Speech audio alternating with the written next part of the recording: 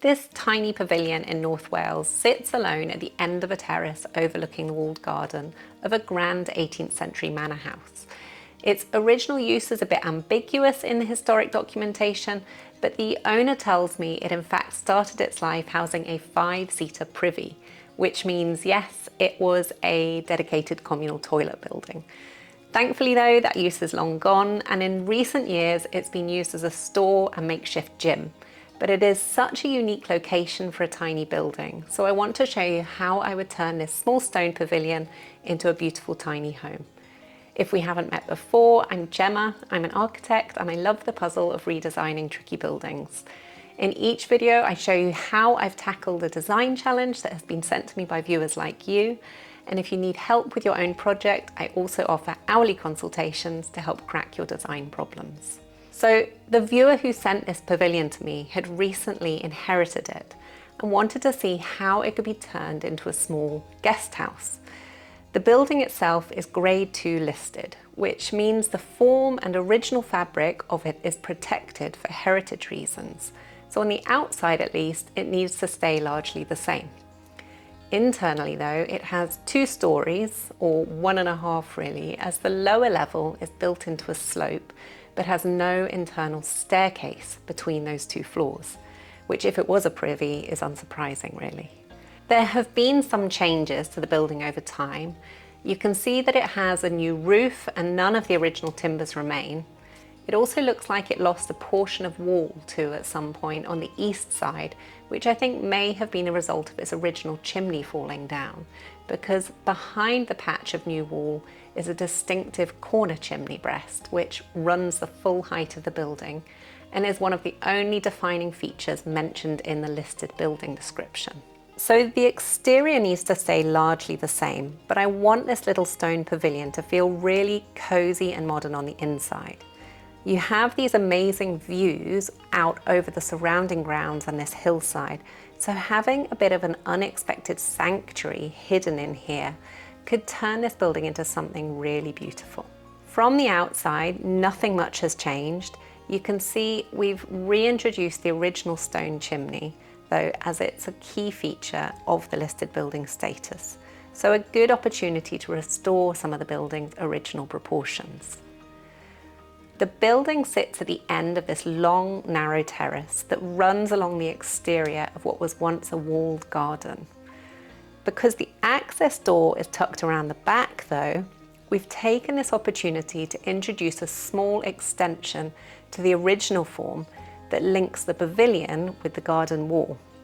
By making this small addition look distinctly different from the original building, it helps to define the parameters and character of the original construction. This avoids muddling or obscuring the historical story of this site, while also keeping it open to new use, which ultimately is the best way of preserving these kinds of buildings. So this new addition forms a new entryway to the pavilion that's stepped back slightly from the outer wall, again to mark the boundary between old and new. A large glazed door takes the opportunity to bring more light into the space, which otherwise only has small existing windows. And in the entrance here, the existing opening to the walled garden has been turned into a large picture window. This creates a moment to stop on this bench seat while framing the view of the garden beyond like a painting. There's another access point to the garden further back along the terrace, so this move wouldn't compromise the garden's use. Then opposite this new entrance door is a small, luxurious shower room. The large roof light overhead is again taking every opportunity to bring light into the building and take advantage of the new construction to create large openings that wouldn't otherwise be possible.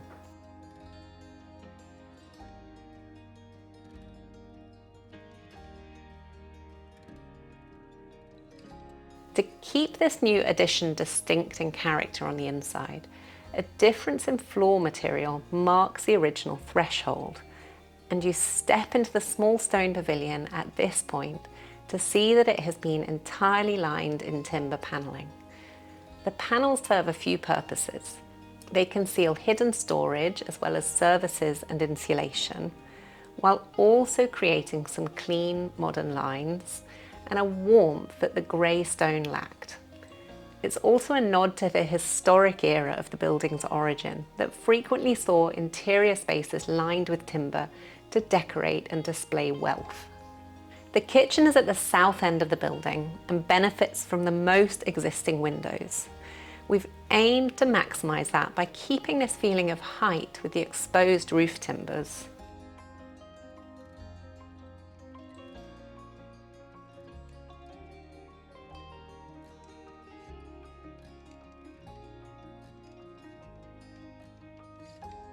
The corner fireplace is the one glimpse of the building's stone construction. Framing it like this with the timber panelling all around feels like a celebration of it as the defining feature of the building's listed status, and it just peels back the wall linings to remind you of the historic origins of this space. Then there's this other room which was apparently once the communal privy, but which we have now used to house a staircase.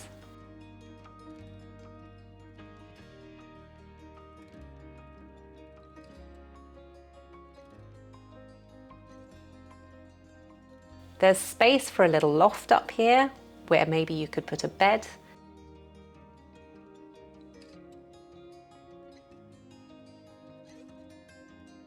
And we've introduced a large conservation roof light to bring light down the stairs and into this little roof space.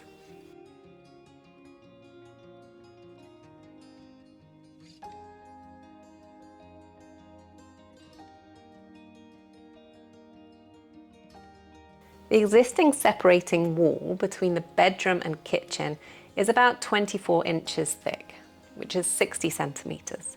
But the wall stops at roughly the eaves height. So we've used that space above the wall to create storage for the bedroom that goes all the way up to the roof. While I take you downstairs to show you a whole other floor level, I want to just take a moment to talk about Brilliant, because if you love design, then you love solving problems, and Brilliant is all about building problem-solving skills. Brilliant is an interactive learning platform that teaches through doing rather than just passively watching. And that's because their highly visual and impactful mini lessons get you actively using skills in complex subjects like maths, science, programming, and AI. This means that not only do you build real knowledge on specific topics, you also become a better thinker and a better problem solver too. All of Brilliant's content is created by an award-winning team of teachers, researchers, and professionals from MIT, Stanford, and Google. And this method of using the skills to learn them is actually proven to be 6 times more effective than simply watching lecture videos. That may partly be because you can do it anywhere by accessing Brilliant on your phone. Learning a little every day really adds up, and with increasingly challenging steps, before you know it, you're hitting real learning goals. I like Brilliant because of its highly visual content. It just works better for me and makes subjects like programming, which may otherwise be intimidating, so much more accessible. If you're here, you're most likely a visual learner too, so I'd really encourage you to give Brilliant a try. You can get it for free for a full 30 days if you use my link, brilliant.org/Gemma, or scan the QR code on screen. And you'll also get 20% off an annual premium subscription. So downstairs, we wanted to continue the timber paneling, but create a cozy, dark, sunken space that references the fact that this area is dug out of the hillside. So picking up areas of dark stone tiling brings visual weight to the space. This area would need to be dug out slightly to gain enough head height, but the benefit would be another small WC here beneath the stairs,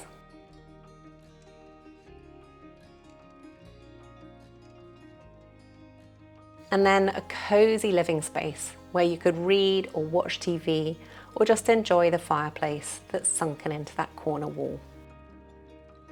There are no existing windows down here, but there is a door directly out to the grounds, so glazing this would bring in the light, and you could step outside to bring in more logs or just enjoy the south sun from the little bench at the bottom of the terrace stairs.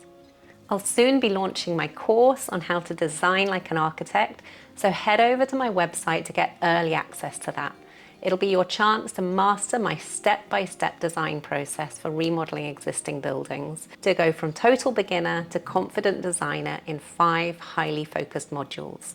Do also check out all my other videos if you enjoyed this one, and I'll see you soon.